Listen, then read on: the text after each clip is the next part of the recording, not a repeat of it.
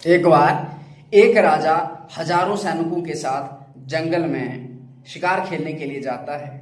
जंगल में उसको शिकार मिला नहीं, लेकिन भूख और प्यास ने परेशान कर दिया। तो उसने किसी का ठिकाना ढूंढना शुरू किया।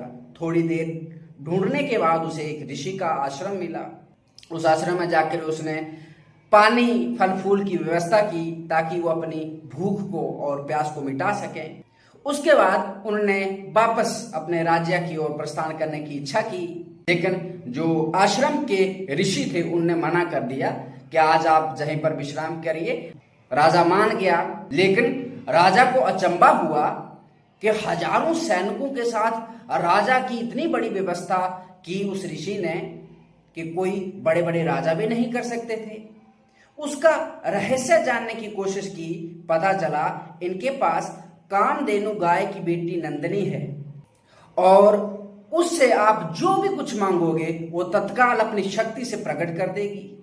मतलब राजा के रुकने की व्यवस्था भी कामधेनु की बेटी नंदिनी ने की, जो उस ऋषि के पास रहती थी।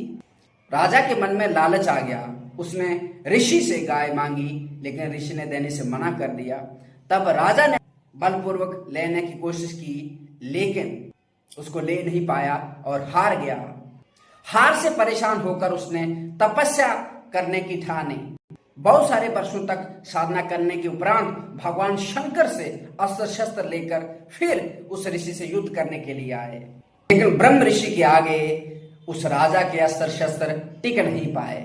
वह फिर हार गया। वो जान गया कि अस्त्रों शस्त्रों से इस ऋषि से नहीं जीता जा सकता।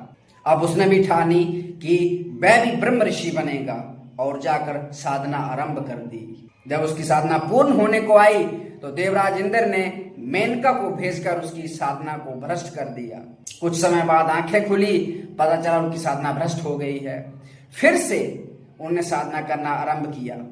अब की बार उन्हें क्रोध ने हरा दिया। उनने फिर साधना जारी रखी और अंत में वह ब्रह्म ऋषि भी बने। और इतना ही नहीं, साथ साथ भगवान श्री राम के दूसरे गुरु भी बने। हाँ, मैं बात कर रहा हूं ब्रह्म ऋषि विश्वामित्र जी की। इस कहानी से, इस चरित्र से शिक्षा मिलती है कि अगर हमारे भीतर किसी लक्ष्य प्राप्ति के लिए सच्ची निष्ठा हो तो हजारों मुसीबतें आने के बावजूद भी हम उस लक्ष्य को प्राप्त कर सकते हैं।